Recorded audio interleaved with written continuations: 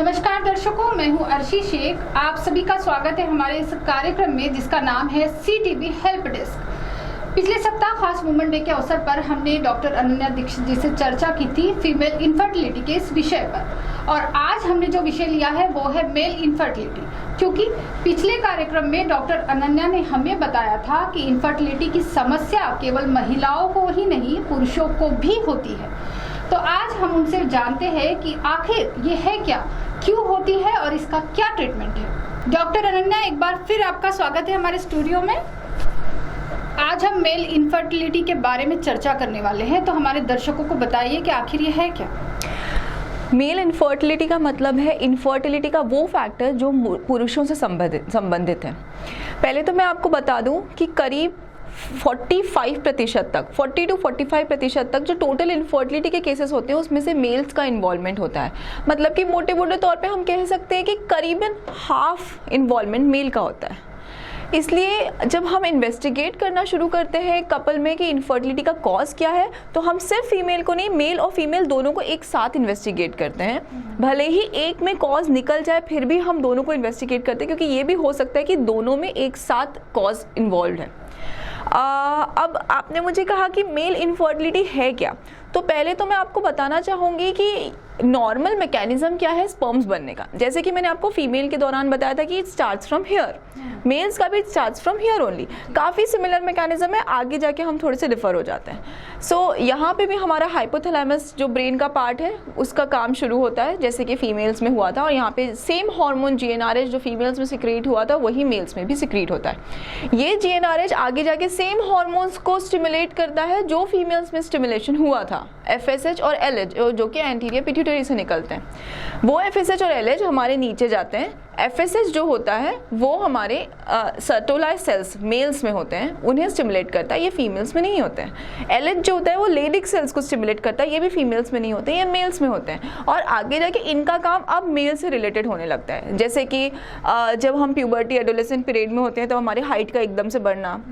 Mails की muscular body थोड़ी सी होने लगना जो कि उसके पहले नहीं थी, या फिर उनके वॉइस में चेंजेस होना, सेकेंडरी सेक्सुअल कैरेक्टर्स जिसे हम कहते हैं, जैसे एडम्स एप्पल निकलने लगना, प्यूबिक हेयर का बढ़ना, बगल के बाल बढ़ना, जो नॉर्मल बॉडी हेयर थे उनका थोड़ा सा थिक होने लगना, दाढ़ी आना, यहाँ पे बाल आने लगना, पिंपल्स आने लगना, ये सब सेकेंडरी सेक्सुअल कैरेक्टर्स है। जो अभी तक उनका बच्चों जैसा चेस्ट वॉल थी, क्या होता है ना, मेल और फीमेल दोनों के पास ब्रेस्ट होते हैं।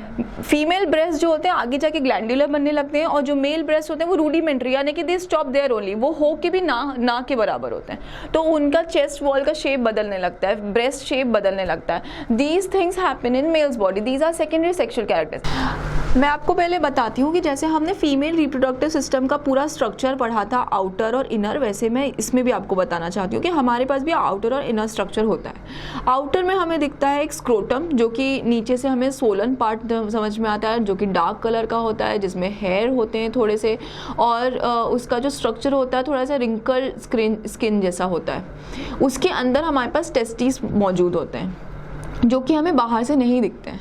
अब दूसरी चीज़ जो हमें बाहर से विजिबल होती है वो होता है हमारा पीनिस। पीनिस का स्ट्रक्चर कैसा है, पीनिस के जो सामने वाली स्किन होती है जो कि हम पीछे खींच पाते हैं, उसे हम कहते हैं फोर स्किन।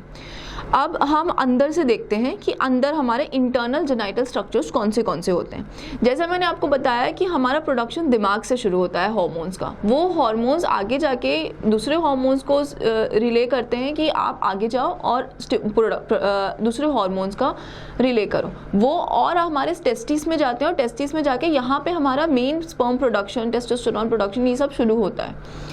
तो और फिर टेस्टिस से वो एक डक्ट के थ्रू बाहर आते हैं यूरेथ्रा में, और यूरेथ्रा से पीनिस से होते हुए फीमेल रिप्रोडक्टिव ट्रैक्ट में निकलते हैं। So these are the structures here. हमारा टेस्टिस है, टेस्टिस के बाहर आपको स्क्रोटम दिख रहा है, टेस्टिस अंदर मौजूद होती है स्क्रोटम के। उसके बाद टेस्टिस के पीछे वाले पार्ट में सिचुएटेड है एपिडिडाइमिस, वहाँ से होते हुए हमारा वास डिफरेंस आता है। वास का मतलब होता है ट्यूबुलर स्ट्रक्चर, ऐसा वेसल जैसा स्ट्रक्चर जो होता है उसे हम वास कहते हैं। वास डिफरेंस से होते हुए वो हमारे यूरेथ्रा में जाएगा और फिर बाहर निकल आएगा। ये हमारा है मेल रिप्रोडक्टिव सिस्टम पूरा। इसके अलावा जो हमारी एक्सेसरी सेक्सुअल ग्लैंड्स होती हैं, यानी कि वो सेक्सुअल ग्लैंड्स जिनका डायरेक्ट रोल नहीं आता है, आसपास वो मौजूद होती हैं एक सपोर्टिव रोल की तरह, जैसे मूवी में कोई सपोर्टिव कैरेक्टर हो वैसा उनका रोल होता है। उनका बढ़ना, एस्टैब्लिश होना, ये सब शुरू होता है हमारा जब टेस्टोस्टेरोन और एंड्रोजन सिक्रीट होते हैं तब। इसी दौरान हमारे स्पर्म्स का प्रोडक्शन भी शुरू होता है, जिसे हम कहते हैं स्पर्मेटोजेनेसिस। एजेनेसिस का मतलब होता है प्रोडक्शन, स्पर्म का प्रोडक्शन होना। ये सब हमारा काम होता है यहाँ से जो शुरू होता है। इसलिए अगर आपको ऐसा लगता है कि शायद आपका बच्चा नहीं हो पा रहा है या फिर मेल पार्टनर का इन्वॉल्वमेंट है, तो जांच करना इसीलिए ज़रूरी हो जाता है क्योंकि वो सीमित सिर्फ हमारे पीनिस या फिर हमारे पेल्विस यानी कि पेट का जो नीचे का भाग होता है वहाँ तक सीमित नहीं होता है। Involvement can be from here. जी, ये तो जाना हमने कि ये क्या है। आगे आपसे पूछना चाहूँगी कि क्या एक व्यक्ति शादी के बाद ही इनफर्टाइल होता है या फिर शादी के पहले भी उसको ऐसी प्रॉब्लम समस्या आ सकती है? देखो, ये शादी के पहले और शादी के बाद कभी भी शो कर सकता है, क्योंकि इसके कॉजेज शुरू होते हैं बचपन से।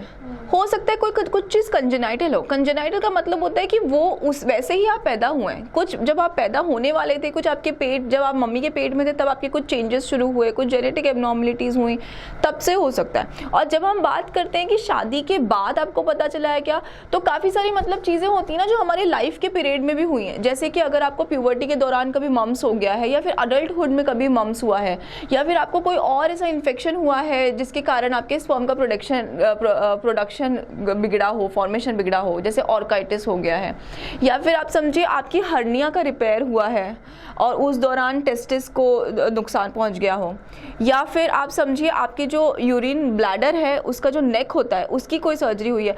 लड़कों में क्या होता है ना, यूरेथ्रा जहाँ से यूरिन जाती है और जहाँ से स्पर्म ट्रांसपोर्ट होते हैं वो रास्ता एक ही होता है, तो वो ना ऊपर नीचे चल रहा होता है, स्पर्म का प्रोडक्शन, स्पर्म का निकलना और फिर वहाँ से यूरिन का निकलना। इसलिए अगर उसके आसपास के एरिया की भी कोई सर्जरी हुई है और उसके बाद आपको समझ में आ रहा है कि आप इनफर्टाइल हैं, तो कॉज उसका कहीं सर्जरी में भी हो सकता है। या फिर समझिए आपकी कीमोथेरेपी हुई है, टेस्टिस उसमें अफेक्ट हुए हैं, या फिर इन सब के अलावा कुछ ऐसे भी कॉजेज होते हैं जो आपके लाइफस्टाइल के कारण हो रहे होते हैं, जैसे कि ओबेसिटी का होना यानी कि मोटापे का होना। वो आपके जो आपका सेक्सुअल एक्टिविटी होती है उसे भी डिक्रीज करती है और क्वालिटी को भी स्पर्म की ख़राब करती है। या फिर आप कोई ड्रग्स ले रहे हैं यानी कि मैरिजुआना या फिर कोकेन का अब्यूज़ कर रहे हैं, तो cocaine is a strict no. ऐसा नहीं है कि आप थोड़ी सी मात्रा में लोगे तो कुछ नहीं होगा। कोकेन आपने लिया, आपको इनफर्टिलिटी होनी है। बहुत ही महत्वपूर्ण जानकारी दी आपने। और मैं जानना चाहूँगी इसकी पहचान क्या जांच के बाद ही होती है या फिर ऐसे कोई सिम्टम्स होते हैं जिससे हम पहचान सकते हैं कि हम इनफर्टाइल हैं? ओके, सो काफ़ी सारी चीज़ें हमें जांच में पता चलती है। पहले तो ये जानना ज़रूरी है कि मेल इनफर्टिलिटी के काफ़ी सारी कॉजेज़ इरिवर्सिबल है। इरिवर्सिबल यानी कि आप अपने नॉर्मल सेल्फ में वापस नहीं जा पाते हो कई सारी कंडीशंस में, मतलब कि कुछ कंडीशंस है जिसमें आप जा पाते हो। तो मतलब कि जब हम लाइफस्टाइल मॉडिफिकेशंस की बात करते हैं तो कुछ प्रॉब्लमैटिक कंडीशंस आपके लाइफस्टाइल में मौजूद हैं जिसे हम मॉडिफाई करना चाहते हैं और आपको नॉर्मल सेल्फ में लाना चाहते हैं। जैसे कि एक है कि ओबेसिटी। अगर आप ओबीज हैं यानी कि आप मोटापे के शिकार हैं तो आपके उसमें इनफर्टिलिटी का होना काफ़ी हद तक हो सकता है मौजूद। चर्चा को आगे बढ़ाते हैं और मैं ये जानना चाहती हूँ डॉक्टर आपसे कि कहा जाता है कि व्यसनाधीन जो व्यसन करते हैं उन लोगों में इसके चांसेस काफ़ी ज़्यादा होते हैं, तो ऐसा क्या होता है उनके साथ जो उनके चांसेस ज़्यादा हो जाते हैं? पहले तो मैं बताना चाहूँगी कि आपके एडिक्शंस कौन से होते हैं। ठीक है, मोस्ट कॉमन होता है अल्कोहल।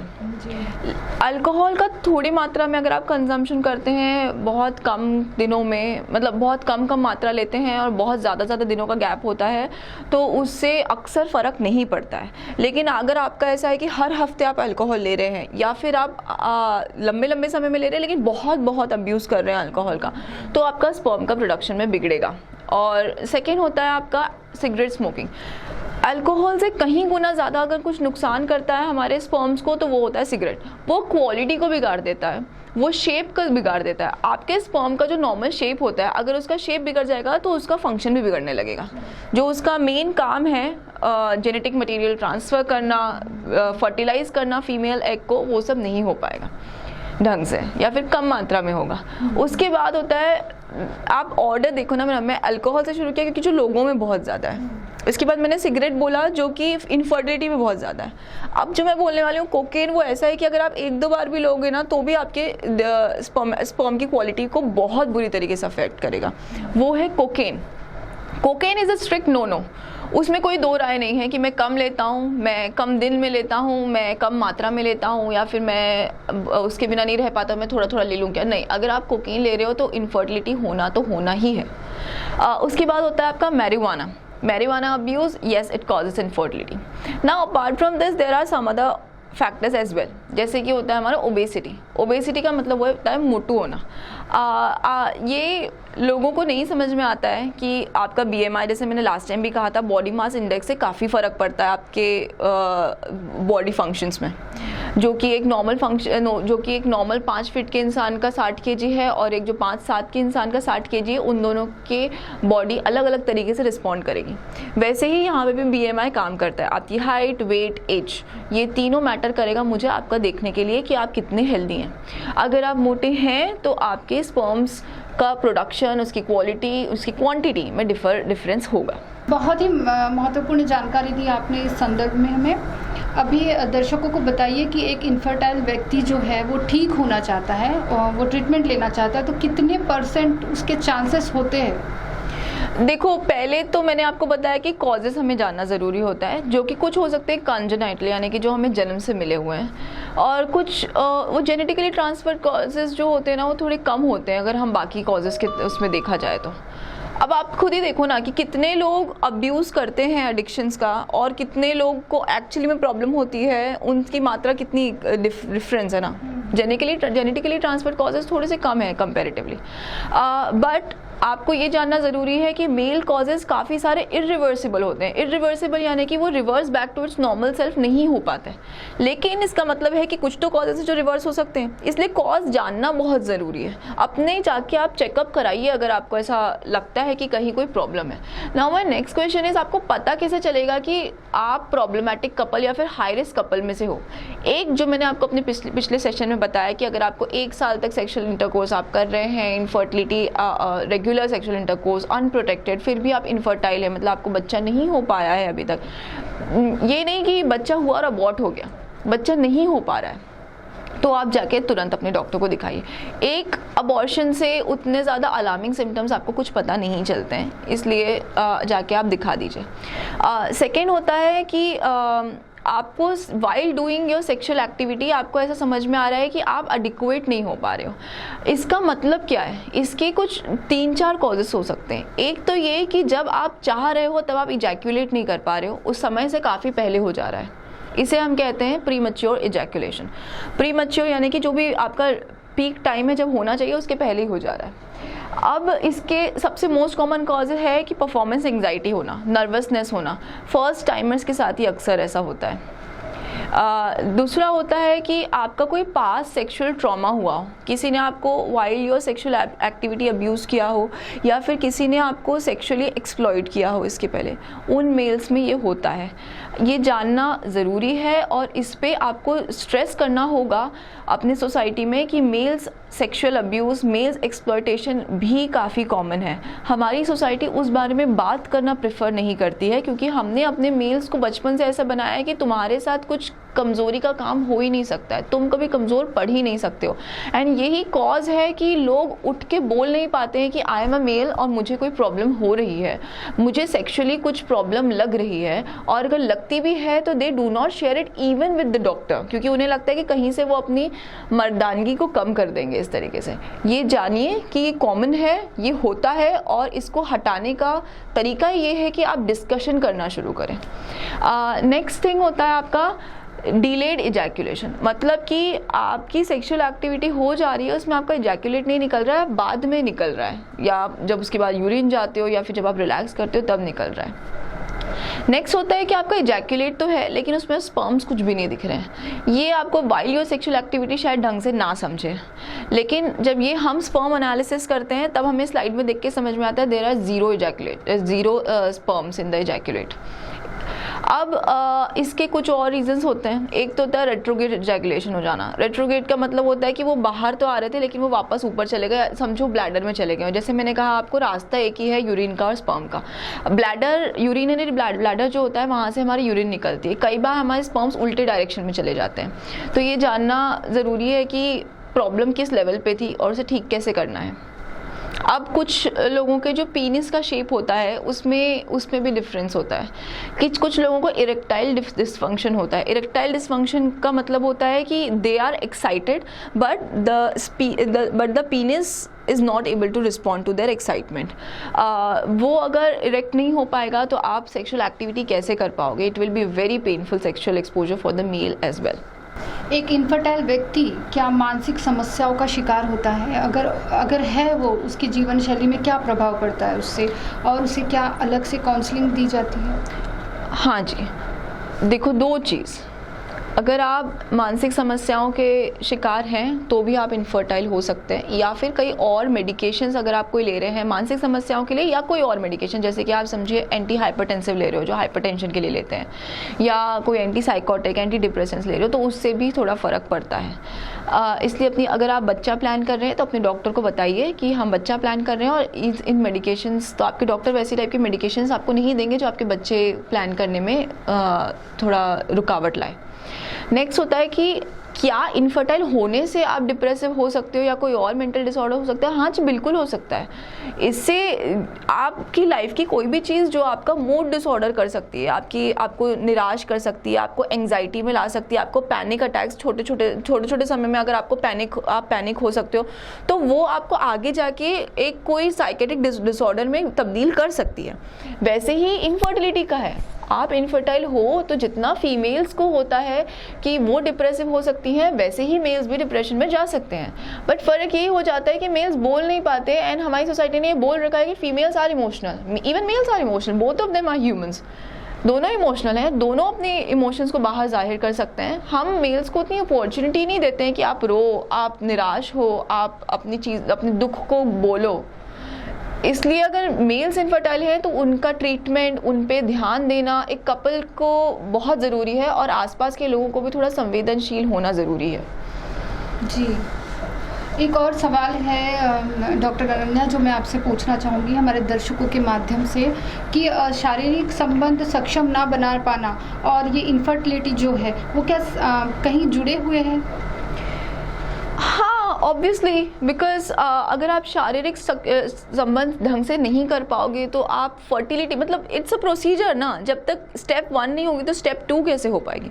स्टेप 1 होना ढंग से ज़रूरी है स्टेप 2 होने के लिए। लेकिन कई सारे होते हैं कि उनकी स्टेप 1 तो कम्प्लीटली हो जाती है बट फिर भी फर्टिलिटी नहीं हो पा रही है, इसीलिए आपको दिखाना ज़रूरी है, इसीलिए आपको आगे बढ़ना ज़रूरी है। पिछले कार्यक्रम में फीमेल इनफर्टिलिटी पर कुछ लोगों ने मैसेज कर अपना सवाल पूछा था। आज हम उनके सवालों के जवाब जानते हैं डॉक्टर अनन्या से। तो पहला सवाल है चिमूर से एक महिला का कि कम उम्र में अगर शादी होती है तो क्या उसके भविष्य में इनफर्टाइल होने के चांसेस ज्यादा होते हैं? डॉक्टर अनन्या, क्या बोलना चाहेगी आप इसमें? कम उम्र में शादी होने का पहले आप मुझे बताइए किस उम्र में शादी हुई? क्या आपकी 18 से पहले शादी हुई है? क्या आपके प्यूबर्टी आने के पहले शादी हुई है? तो टीनेज प्रेगनेंसी की एक अलग पूरी समस्या होती है। टीनेज प्रेगनेंसी में आप स्ट्रेस में होते हो, आपका अगर प्रेगनेंसी हो जाती है तो भी प्री टर्म डिलीवरी यानी कि समय से पहले वाली डिलीवरी होती है, और आप माल नरिश्ड होते हो, आपकी बॉडी उतनी रिसेप्टिव नहीं होती है, आपका बेबी भी फिर कमज़ोर पैदा होता है, वो अलग समस्याएं। लेकिन अगर आप कह रहे हो कि 21-22 साल को आप कम उम्र कह रहे हो तो दैट इज़ नॉट कम उम्र। आपकी 18 से ऊपर जब भी फीमेल की शादी होती है तो काफ़ी स्ट्रॉन्ग होती है उस वक्त बेबी लेने के लिए, तो नहीं, कम उम्र नहीं, ज़्यादा उम्र का ज़्यादा इसमें कनेक्शन होता है इनफर्टिलिटी से। कम उम्र में अगर आप कर रहे हो और आपको कोई डाउट है इनफर्टाइल होने का, तो आप अपनी इन्वेस्टिगेशंस करा लो ना, चलेगा। आपका इन्वेस्टिगेशंस कराने के लिए खुद को प्रॉब्लम में जाना ही ज़रूरी नहीं, आप पहले से करा के भी रिलैक्स हो सकते हो। दूसरा सवाल है चंद्रपुर की ही एक महिला का।